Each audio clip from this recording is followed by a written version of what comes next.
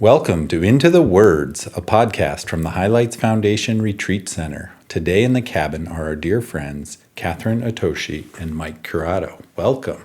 Thank you. Thanks. So it's so great to have both of you here teaching at our illustration intensive workshop. Before we get into talking about what you're doing this week at the workshop, will you just introduce yourself to our listeners, please, Kathyrn? Sure.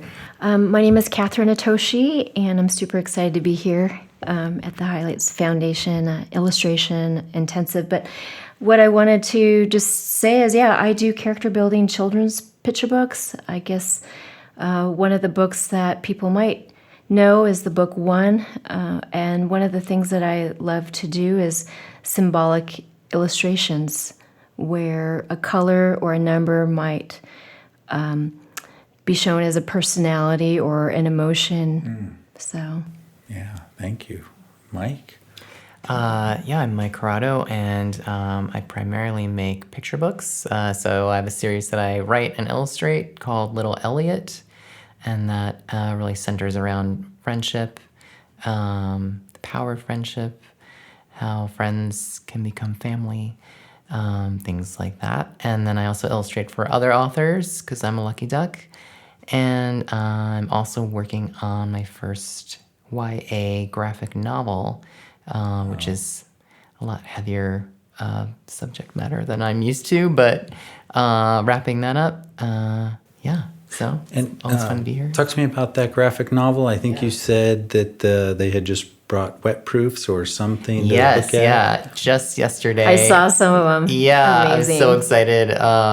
My art director, Mallory Grigg, is also here presenting, and she brought wet proofs so that I could make a choice about the direction I want to go with the color. So it's going to be black and white with some spots of color. And so now I can make a confident decision with where to go. And I'm going to share with the group later, hopefully, so they can kind of see part of that process. Okay. Did you make that decision yet? Are you allowed to talk about it? Can you tell us about the book? Yeah, or I checked is it in still with under... Mallory, and we're good to share. So that's cool. exciting. But sure. So it is a young adult, LGBT focused graphic novel. So it's about a teenage kid the summer before high school at a scout camp, and he's coming to terms with his identity and his sexuality, and that's a pretty scary time,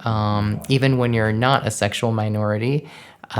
So the book deals a lot with friendship and bullying and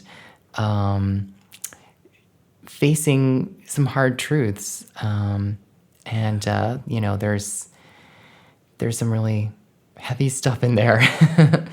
And how was that for you? Was it hard going from picture book illustration to the graphic novel format, or did that flow? It was, a little bit of both. I think that my experience working with picture books did prepare me in a lot of ways. Another graphic novelist, Jared Krasoska, took a look through my dummy, and he said, well, picture books will serve you well because you know how to do a page turn. And it's been great because he and some other people have given me, some creative feedback in terms of like working in sequential art.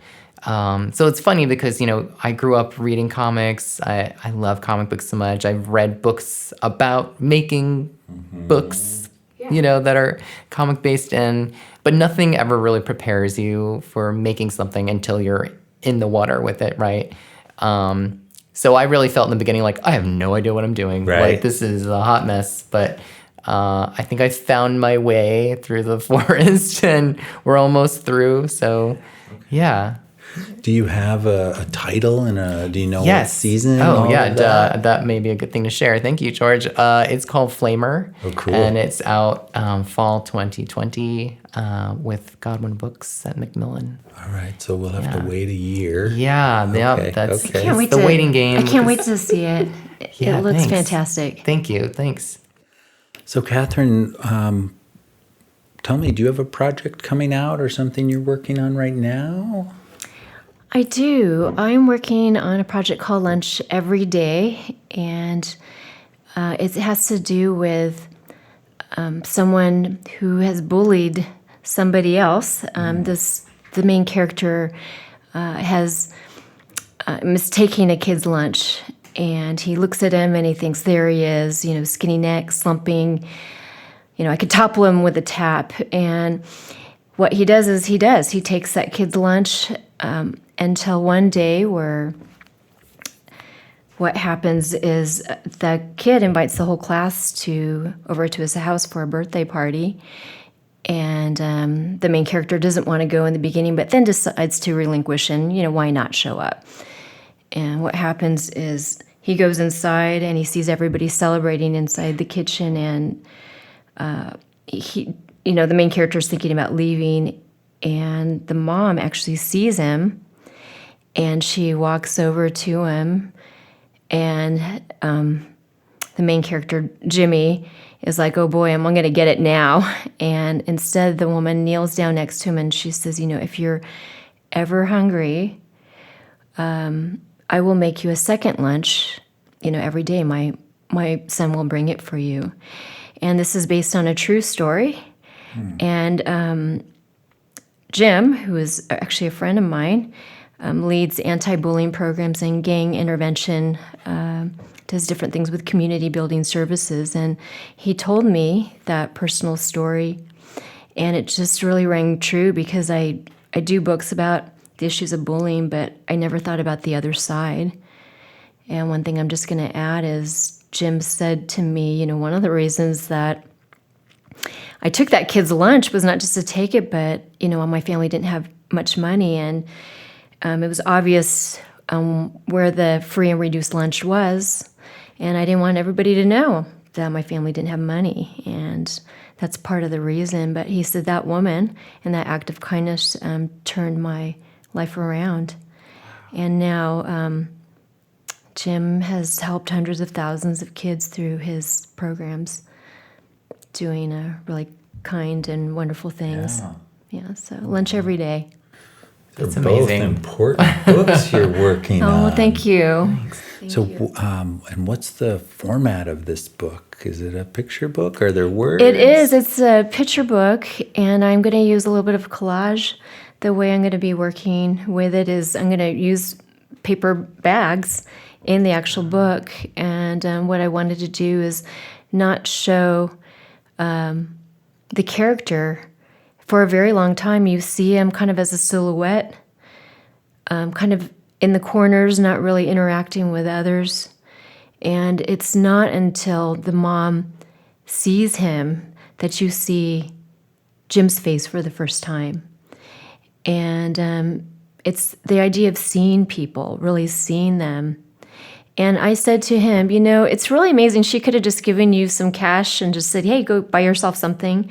But it was the nurturing act of every day he said it was over a year that this woman did that turned it around. So the nourishing act of food and someone thinking of you and taking care of you, that made a difference. That's so important, like what you were saying, like being seen, right? Being seen. But then also her act of, she took actions to show, like, and you matter. You like, matter. I see you and you matter, and you are supposed to be here. Yeah. It makes such a difference, when people don't need to carry their shame and be affected by it. Yeah. Wow. And that's where books, there's story, there's message, there's power in those books. Yeah, I mean, kids can see themselves. Yeah, exactly. I was thinking too, just one added thing that I was going to say is, for a while I was feeling like it was both Jim and the mom, but the other hero, I think, in the story is the little boy, because he must have told his mom, but he still invited our main character to his house, and there was this opportunity. And so the real story is Jim actually becomes a protector of this kid, but the bigger thing is what he ended up doing for the schools in Southern California, which is exciting. And what are you doing in the schools? Are you doing a specific program, or is it related to your books? Is it an author-illustrator visit you do, or is it specific? Yeah, well, with this particular program, I speak about the book One and issues of prejudice, and how we can build empathy and also standing up for each other and building community. And then the second part we realized was important. It was to have kids physically do activities. So I have a book called Beautiful Hands that talks about kindness and hope. It's an inspirational book. And with kids' handprints, we get kids to make a commitment with their handprint to do something kind for somebody every day. And they sign it, and then we attach each handprint like a feather onto a wireframe bird, and it becomes an art installation for the school. It's so beautiful. Like, I was mesmerized by those photographs of the handbirds. It's been really exciting, and it just sort of evolved, and I'm sure you find that too. Something that you do evolves into an activity, or and I can't give credit to myself. It's almost just like other people will take your books and we'll find activities or things to do, and that inspires you. So it's almost like we're having a dialogue with our audience, which is what I love. Yeah, thank you.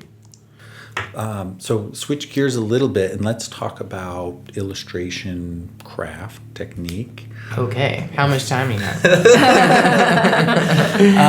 Mike, tell us a little bit. You did a demo yesterday morning. Talk about that demo and what it was. And Sure.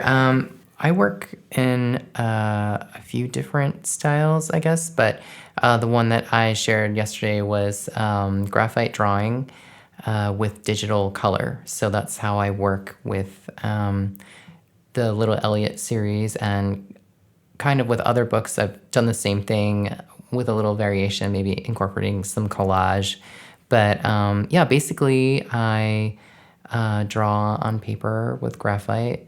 I lay a base with graphite powder, and then draw not just with my pencil but with my erasers. And once I have a finished drawing, I scan it in, and I use Photoshop. And I use a technique that I call digital glazing. So it's basically lots of layers of colors, all layered on top of each other to create maybe like a softer effect. A lot of people don't realize that it's digitally colored. right. So that's what we did yesterday. Yeah. And I was watching the way you were playing with opacity and layers, and thinking back to my days when I worked a little bit with the production group and trying to understand like how many layers are on your files. Yeah. I mean, mine have a lot usually. Yeah. So I'm very careful about labeling. So I keep all my colors in a folder. I keep the layer with the drawing and the adjustment layers in another folder, and any other special effects in another folder. So if you have a file with lots and lots of layers, it's important to keep things clear. And I learned that because I worked for years as a graphic designer, and for a minute there I was designing icons for Microsoft and Amazon, and those had a lot of layers, and that's something that I was trained to do at Microsoft, was be clear, label everything, because someone else could look at the file. No one else is looking at my layered files now, but just for my own sanity, it helps a lot. Yeah. And what about with the graphic novel? Is it a similar technique? Ooh, so it's kind of a new thing for me. So I'm doing all the line work with colored pencil, a black Derwent color form, if you want to get nerdy with it. And then I'm doing ink washes. So there's actually not digital color really, but I'm assembling things in Photoshop. So I have an assistant who's helping me Sabrina, and she's scanning things, and I'm adjusting some things in Photoshop, but basically everything's by hand. And then I'm also doing that's black and white, and I'm doing these like spots of color, like one might guess with the title Flamer. There are like bursts of flame throughout, and that's kind of like the visual thread and a theme throughout. So that's on a separate layer, and that's on purpose for printing. But also it's a lot easier to control, if you're doing like black and white ink and then trying to get color in there. You don't want it to get muddy or... It was so striking looking at those proofs because that color really it's so vibrant. Pops. Yeah, it's exciting. But I am introducing a little bit of texture here and there also, so that I'm doing in Photoshop as well. So Photoshop's more of a post-production tweaking tool with this. As opposed to a drawing tool. Yeah. Okay. And Kathyrn, you gave a demo on watercolor. I gave a demo on watercolor. So this was kind of not the traditional watercolor. This was something that I wanted to show so it just didn't become so precious, where I was using watercolor pencils and watercolor markers as a way to quickly get an idea down. And for me, there's a little bit of magic that comes from when you have a concept, getting it from your head through your heart to your hand is a process a little bit where you kind of need to use that spark and inspiration to drive it. And it's almost like if you just don't do it, suddenly, if you do it 2 weeks later, it's gone. And I want to get it done. So that was part of at least the inspiration for me to want to show everybody how to mock up an idea quickly. I really block in a lot of color and background shadows and get the gesture down of the essence of the story so that that magic is still retained, in the narrative. Because we're here, I think, because we have a story we want to share and tell. So instead of getting hung up on, is the art right? Is it perfect? Get it out. Get it out. And that's just the way that I work. So those were two techniques that I was showing with watercolor kind of crayon, watercolor marker. And and then I'm going to apply it to possibly a new story I'm working on. So do you often then you'll start with that even if you're doing a collage or a different medium? No, I was drawn to it. To be honest, a friend who works at an art store gave me this whole set. And it was very portable. It just felt really easy to use, and I travel a lot. So I said, well, I'm just going to go ahead and use this. I'm one of those artists where when I was growing up, we didn't have a lot, so you just sort of had to make do. So sometimes I'll draw on Post-its, sometimes I'll draw on a nice pad of paper, but whatever's handy, I will use. And sometimes just to quickly bind the story together, I'll get like a pad of Post-its, lay it all out, interchange some of them, and then I'll just get a big binder clip and I'll use them almost as a page turn. But this is my portable way when I'm traveling to be able to jot those ideas down if I don't have a sketchbook handy. All right. You make it sound so simple. Yeah, that's all. Just... boom, there it is. You know what I just wanted to say with what I really appreciate about your demo is all the texture and the layering that you got in the graphite really comes through, and then how you use,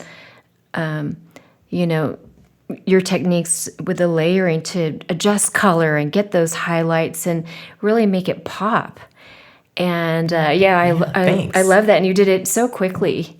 In such a short period of time, it was really fun to see. So that was kind of magical. Oh, right. Yeah. I mean, I'm just so used to it now. And it took me so long to find that technique and something that worked for me because in my presentation, I was talking about how I felt I struggled as a painter for years and years. And I finally just started focusing on drawing because that's what comes to me more naturally. And I was like, I just want this drawing, but in color. how do I do that? And so I had this experience of colorizing in Photoshop, learning how to draw comics. Like as a teenager, someone showed me how to use Photoshop to color those, and eventually I made my way to like merging those two things, and it took a while to figure out like, oh, I need layers. I can't do this on one painted layer.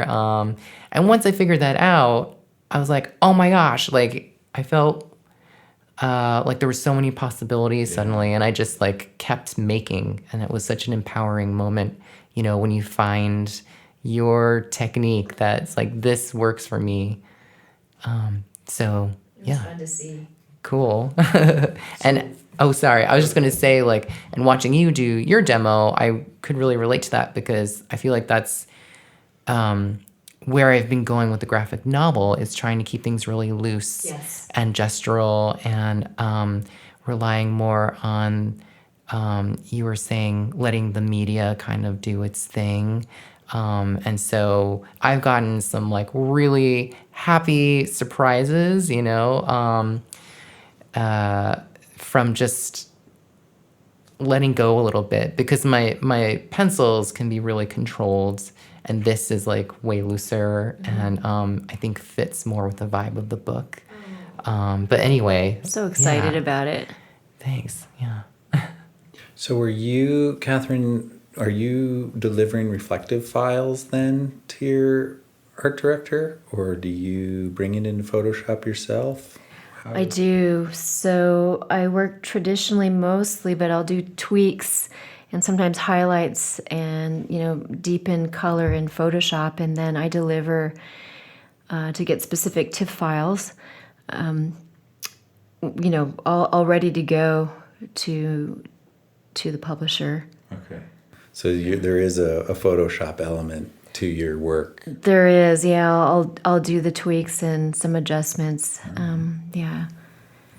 So talk just a little bit about you've done your lectures and your demos, and then there's this mentor piece. Can you say anything about the kinds of guidance you've been giving, what people are looking for in the feedback with their art that they've brought?